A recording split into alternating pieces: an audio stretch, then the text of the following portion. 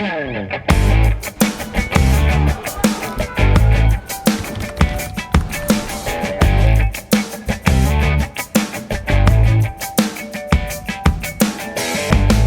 programa de hoje temos dois convidados. Vamos conversar com o professor pesquisador do Departamento de Fisioterapia, né? Inclusive da fisioterapia que trata da área de biotecnologia, né? Que cuida desse setor tão importante, que é o professor Guilherme Fregonese, e também com o cardiologista doutorando na área de biotecnologia, que é o Nestor Rodrigues. E com eles vamos falar sobre uma descoberta que foi anunciada através de pesquisa desenvolvida na UFRN, que desenvolveu um aparelhinho que ele é análogo, cumpre a função análoga à função de um marca-passo, né, já em processo de patente, e é uma pesquisa que traz um resultado muito importante que vamos explicar para vocês que nos acompanham. Seja bem-vindo, professor Guilherme Fregonese, ao nosso Espaço Cidadão. Muito obrigado, Robson, pelo convite. É um prazer estar aqui junto com o nosso colega Nestor e com todos os telespectadores, ouvintes em todos os meios que você transmite. Obrigado. Seja bem-vindo também, Nestor, doutor Nestor Rodrigues, ao nosso Espaço Cidadão. Obrigado, Robson, pelo convite. É uma satisfação participar. Obrigado ao professor Guilherme Fregonese pela parceria e por ter me chamado para participar também desse debate. Como vocês desenvolveram em equipe, no departamento de fisioterapia, né, que cuida dessa parte específica aí, do projeto que vocês desenvolveram, né, que trata de um projeto nessa área de biotecnologia, que foi um aparelho análogo ao marca-passo, eu queria pedir, inicialmente, o Nestor, como cardiologista, que explique para quem ainda não sabe o que é o marca-passo, antes da gente entrar nos detalhes da pesquisa. Certo. O marca-passo é um dispositivo que é capaz de estimular o coração com o objetivo de controlar os batimentos cardíacos. A principal indicação do marca-passo no tratamento das bradicardias, das bradiarritmias, quando o coração não consegue gerar o estímulo elétrico e passa a ter um número de batimentos muito baixo, e isso passa a comprometer o funcionamento do corpo. O indivíduo passa a ter um débito cardíaco baixo, passa a ter cansaço, passa a ter sonolência, pode entrar em coma, pode ter queda da pressão arterial. Pode desmaiar, ter uma síncope, né? E até vir a óbito. Pode ter, né? Uma manifestação mais comum das bradiarritmias é a síncope. Correto, muito bem. Perfeito. E eu gostaria, se pode complementar, em relação ao marca-passo, complementar, Nestor. Certo. Aí a forma uma forma das mais comuns para tratar as bradiarritmias é o implante do marca-passo definitivo, aquele marca-passo que é implantado no corpo para uma longa permanência. Só que tem situações que esse implante do marca-passo definitivo, ele, na verdade, tem que ser feito uma coisa, não é uma coisa imediata, tem um tempo, tem que preparar o hospital, liberar o material para poder fazer uma cirurgia. E antes disso, o indivíduo pode precisar, de forma emergencial, de um marca-passo temporário. E existe um marca-passo que estaria vinculado ao hospital, né? E, de repente, enquanto não chega aquele marca-passo que vai ser implantado, digamos assim, no coração ali daquela pessoa que está precisando, deve ter algum aparelhinho, alguma maquininha no hospital, lá fixa, do próprio hospital, que vai estar, digamos assim, dando esse choque para o coração funcionar enquanto chega a cirurgia. Exato. Assim? Exatamente, como uma ponte, ele é usado justamente como uma ponte para o marca-passo definitivo, muitas vezes. Muito bem. E entre esses tipos de marca-passo temporário, existe um marca-passo temporário transvenoso, que pode ser feito num setor de hemodinâmica ou no centro cirúrgico, mas só que esse também demanda um certo tempo, porque precisa de uma cirurgia, precisa de um pessoal treinado para fazer. E outra opção que existe é um marca-passo transcutâneo, que é um marca-passo que usa umas pás adesivas no tórax do paciente e emite um estímulo elétrico de uma certa intensidade para poder ativar o coração. Só que esse tipo de marca-passo transcutâneo, ele tem limitações importantes, devido à energia que ele usa ser de uma intensa, é uma energia intensa, de alta intensidade, e causa muito desconforto. Geralmente, esses pacientes têm que ser sedados para poder suportar o uso do marca-passo transcutâneo, ou, eventualmente, ele não captura, não consegue fazer uma captura adequada. Então, ele é um dispositivo que está disponível nos hospitais, só que ele tem importantes limitações, que é Perfeito. a alta energia necessária, causando bastante desconforto, e você tem que sedar, muitas vezes, um paciente que já tem uma hemodinâmica ruim, já tem uma instabilidade hemodinâmica, você ainda tem que sedar, que pode piorar a situação. Então, a gente só usa mesmo em casos extremos, quando a bradicardia causa uma repercussão importante, uma bradicardia geralmente significativa, normalmente um bloqueio atrioventricular, onde as batidas do coração se tornam muito baixas, tipo 20, 25 batimentos, quase incompatível com a vida. Então, é necessário, de forma emergencial, um estímulo para poder manter aquele coração funcionando. Perfeito. E aí eu peço a você, doutorando, né, estuda no departamento de fisioterapia, um doutorado em biotecnologia, que é a área que você está fazendo, e o professor é o Guilherme Fregonese. E eu gostaria que o professor agora conversasse um pouquinho conosco, né, nos trazendo uma visão da pesquisa que é desenvolvida no departamento de fisioterapia da UFRN e como é que a pesquisa desenvolvida se encaixa exatamente com a pesquisa que está sendo desenvolvida pelo Nestor. Vamos lá, para a gente deixar as coisas mais claras, né? Eu atuo num programa de biotecnologia, que é o RenorBio, né? Um programa em rede que envolve mais de 15 instituições de todo o Nordeste, com formação de doutorado. E vários docentes da UFRN atuam neste programa, que não é um programa de um departamento da UFRN, mas de vários, né? Então, não é só da fisioterapia. Eu sou o Aí, em professor da conjunto. exato. Existem aí professores de bioquímica, de biofísica, de genética, veterinários, é bastante interdisciplinar, eu diria, não multi, né? Então, é um programa bastante interessante, no qual tem o foco de desenvolvimento de novas tecnologias. Esse é o foco principal desde o início deste programa, que foi no ano de 2006, e a Universidade Federal do Rio Grande do Norte foi uma das fundadoras do programa, inclusive a responsável por enviar o projeto para a CAPES.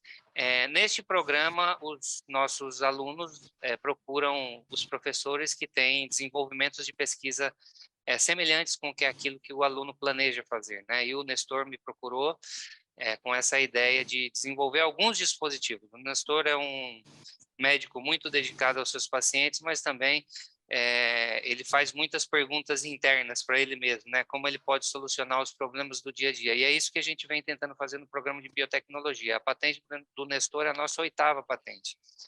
Então, a gente, ao longo dos anos, vem tentando desenvolver com um custo bastante baixo, com recursos limitados, alguns dispositivos na área médica.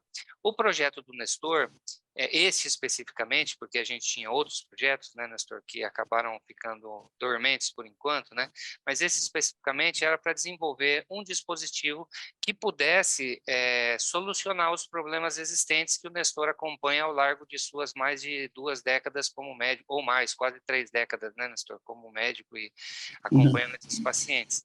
Né, quase 3, né, Nestor? Estou velho já. Então, tá nada. Então, o que acontece? Os pacientes, quando chegam a um hospital, têm toda essa problemática.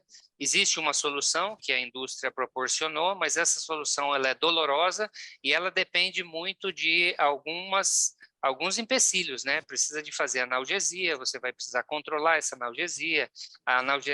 O estímulo é doloroso e, às vezes, o estímulo não funciona.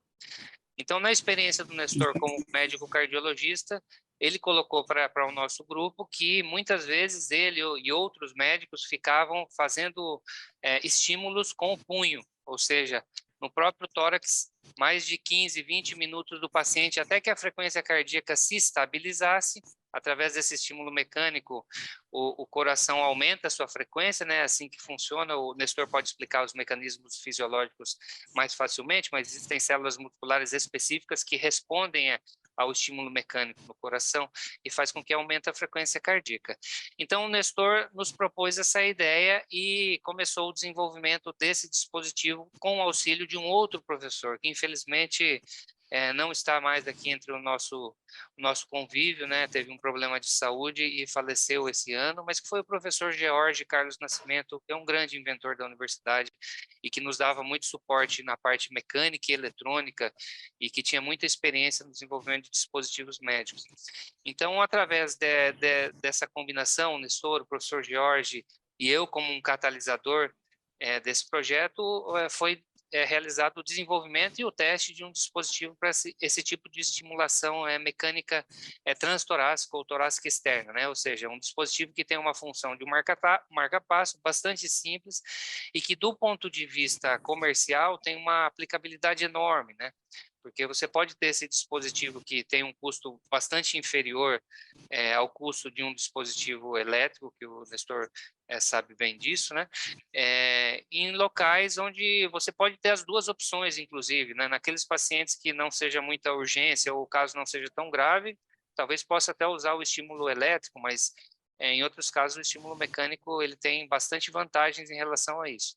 Então, foi isso que a gente desenvolveu nesses últimos 3 anos e meio, né, que o Nestor desenvolveu e que ele iniciou os testes pré-clínicos o ano passado e finalizou esse ano.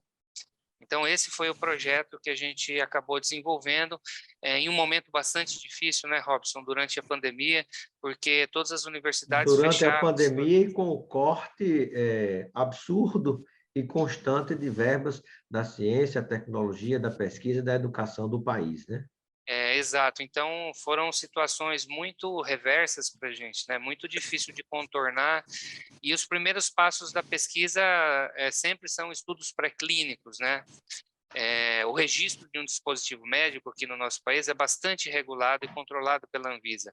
Então, toda vez que você vai desenvolver um dispositivo, você tem que ter segurança que o estudo clínico, antes de ser realizado em seres humanos, seja realizado em um modelo, para que você demonstre que aquilo funciona e que não tem nenhum risco. A partir de então, passa para um período clínico. Então, durante a pandemia, foi um pouco difícil todo esse contexto.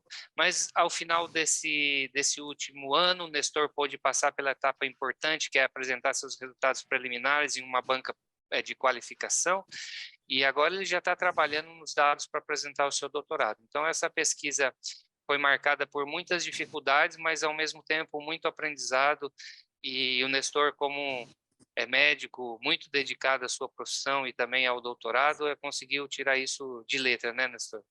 Conseguiu Maravilha. apresentar um dispositivo ao contento que funciona bem. E aí eu pergunto ao Nestor, né? Eu gostaria de perguntar ao Nestor, em relação a esse dispositivo, né, que ele cumpre essa função do marca-passo, o que é que há de diferente dele para um marca-passo? Ou é a mesma coisa, digamos assim, tem a mesma função, só que mais moderno? O que é que você pode dizer a respeito da sua função prática? Só destacando, como o professor Guilherme disse, realmente é um trabalho de equipe. Além do professor George, claro, a orientação e de tudo foi do professor Guilherme, teve outras pessoas também que participaram lá na parte experimental, o professor John foi fundamental também, professor Bruno Lobão também, a Lara também ajudou muito nos experimentos, ou seja, é um trabalho de uma equipe, né? A gente tem que, da equipe toda, e realmente, com relação, eu diria que ele seria um dispositivo como opção ao marca-passo transcutâneo elétrico, para ser usado em Traduzindo para quem está em casa nos acompanhando, o que significa dizer? Ele deve, a gente espera que, se tudo der certo, ele poderia ser usado nesses casos de bradicardias importantes, com repercussão hemodinâmica, onde você indica o uso do marca-passo transcutâneo. Aí, uma vez o marca-passo transcutâneo não tolerado ou não consiga capturar, ele entraria como uma alternativa a esse tipo de marca-passo elétrico. Muito bem. E quais as chances, né, de que, digamos, essa descoberta de vocês, essa pesquisa desenvolvida, ela ganhe, digamos assim, o mercado brasileiro ou até internacional, né? Ou seja, que ela saia desse ambiente de estudos, mesmo com todos os testes, e passe a ter uma aplicação prática no dia a dia. Em suma, como é que pode fazer para ele chegar até a mesa de cirurgia? Vamos lá, Robson. O desenvolvimento de um dispositivo, a gente tem uma escala que foi desenvolvida pelos Estados Unidos e que o mundo inteiro usa, que chama TRL, né? Escala de maturação tecnológica, e ela vai de 1 até 9.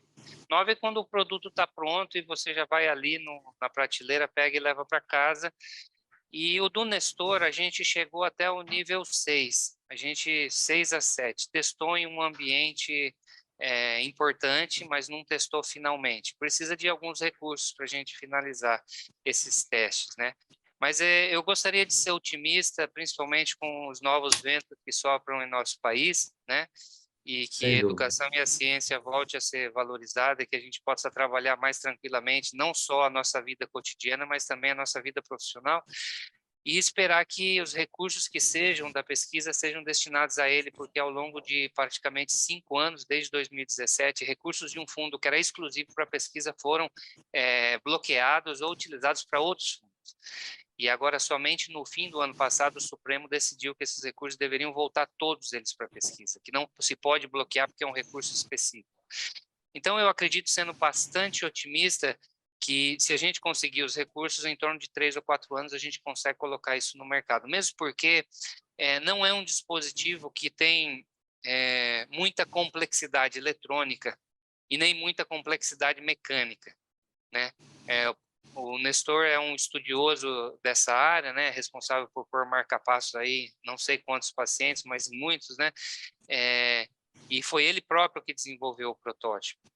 Com custos baixos, ou seja, para melhorar esse protótipo, nós não necessitaríamos de muitos recursos, mas eu acredito que entre 3 a 4 anos seria um tempo plausível, pode ser que até antes, a depender, né, dos recursos que a gente consiga arregimentar, porque esse primeiro estudo que o Nestor fez serve como está na prateleira para que a gente possa mostrar, para se a gente encontrar algum investidor ou propriamente para o governo, né? Como eu informei que existem chamadas públicas para recursos.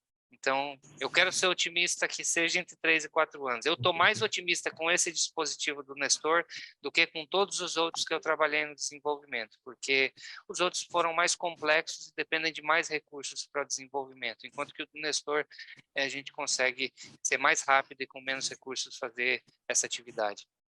Nestor, e caminhando para próximo de finalizar, o que é que há de, digamos assim, onde está a grande inovação desse invento que você acabou criando com base na sua experiência também como um profissional, né? Essa inovação está o que está na ideia, está na concepção, está na função que ele desempenha, está na forma como se encaixa no trabalho, no dia a dia, né? Porque, de acordo com as palavras do professor, como ele colocou agora, né? Me parece que não é algo tão complexo, mas então talvez tenha sido alguma sacada, alguma ideia importante que você, com a sua prática, conseguiu aliar a teoria e criar esse dispositivo que vai, em breve, se Deus quiser, chegar à mesa de cirurgia para ajudar muita gente. Eu acho que a inovação começa com a forma de energia que a gente utiliza para estimular o coração, porque todos os marca-passos em uso hoje utilizam energia elétrica, a eletricidade. E a gente não, nesse dispositivo, não usa a eletricidade como motor para estimular o coração, como energia para estimular. A gente sabe que o músculo cardíaco, a célula cardíaca, ela responde a estímulos elétricos, mecânicos ou químicos. No caso, todos os marca-passos em uso utilizam um estímulo elétrico. E, nesse caso, a gente está tentando usar um estímulo mecânico, mas em uma situação específica, que é no uso de um marca-passo temporário, por curto intervalo de tempo, em situações específicas. Naquela situação, como você falou no início da entrevista, quando a pessoa está aguardando uma cirurgia definitiva para colocar internamente um marca-passo, né? Enquanto isso, né, haveria esse dispositivo que você desenvolveu, né, para segurar o paciente vivo, né, até que haja o momento da cirurgia e o outro seja implantado, não é isso? Exato, um uso por curto tempo, enquanto você utiliza uma forma mais efetiva de estimulação, que é a estimulação elétrica intracavitária, em contato direto com o coração. Só que para você estimular direto no coração, isso exige uma cirurgia, exige um procedimento, exige um tempo, tudo isso. Perfeito. Bom, eu quero agradecer. Sim, pode falar, professor. Eu queria só complementar que eu acho que também a inovação, às vezes, ela não vem caracterizada de muita complexidade, né?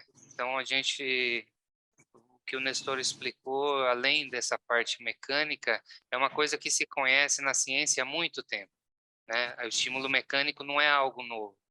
Mas não existe nada que possa fazer isso e que melhore, porque as repercussões, o quadro álgico depois, ou seja, a dor que o paciente sente depois do estímulo, é lógico que ele já, agradecendo a Deus que ele está vivo e que superou aquele problema, o quadro álgico vai ser superado. Mas é claro que se você puder oferecer um tratamento mais confortável para o paciente, só de fazer isso já é um grande benefício. Sem Adicionalmente, dúvida. um dispositivo que pode sair com um custo mais barato, né? Então, acho que essas duas coisas o Nestor não comentou, mas que são importantes também, porque a maior parte dos nossos dispositivos médicos, 60%, 70% daqueles que têm mais tecnologia são importados, né? Então, é lógico que você agrega aí um custo de impostos, um custo de uma moeda que não é a nossa, que a gente tem que comprar em dólar, né, ou em euros. Então, isso dificulta também o acesso ao mercado e principalmente no setor público, né, que a gente tem uma população muito grande do Brasil que depende do Sistema Único de Saúde, ou seja, mais de 50% exclusivamente depende do Sistema Único de Saúde. Então, essas são algumas vantagens. E eu só queria, antes de finalizar, Robson, rapidamente reforçar isso que o Nestor falou, da equipe, né? A Lara, uma voluntária, estudante de medicina veterinária da Universidade UFERJ, de Mossoró, e que estava de voluntária auxiliando o Nestor. O professor John, o professor do Departamento de Fisiologia, responsável pelo laboratório de ritmos circadianos, lá no Departamento de Fisiologia, também nos cedeu o laboratório e também equipamentos, e também o professor Bruno Lobão, do Departamento de Biofísica e Farmacologia, que é um especialista na área de farmacologia, principalmente. Também nos participou e colaborou. É importante que a gente não esqueça o nome dessas pessoas, porque ciência não se faz sozinha, né? Sempre um trabalho coletivo, né? Exato. Bom, eu quero agradecer a participação de cada um de vocês, né? Começando pelo Nestor. Seja sempre bem-vindo, Nestor, e um momento final para suas considerações junto a todos aqueles e aquelas que nos acompanham. Obrigado ao Robson pela oportunidade da gente participar mostrar nossa pesquisa, o nosso produto. Esperamos que a gente continue desenvolvendo o produto e que ele tenha uma utilidade prática. Esse é o objetivo maior, que a pesquisa resulte realmente no avanço, no desenvolvimento de um produto. Esse é o nosso sonho, o que almejamos, o nosso objetivo maior. Perfeito. Que possa, no futuro, ajudar pessoas. Sem dúvida. Obrigado, Nestor. Obrigado também. Mais uma vez, obrigado. E obrigado também ao professor Guilherme Fregonese pela sua participação no Espaço Cidadão. Seja sempre bem-vindo. E um momento para suas considerações finais. Não, eu que agradeço, Robson, o contato. Durante muitos anos e ainda hoje a universidade é enxergada pela sociedade, às vezes, com muito viés, né? De uma forma equivocada, né? E a universidade ela só existe para fazer o bem. Então, a gente tem que valorizar o jornalismo que busca as informações e busca difundir essas informações para a sociedade. Então, eu só tenho a agradecer. Muito obrigado pela oportunidade, tá bom? Obrigado, professor.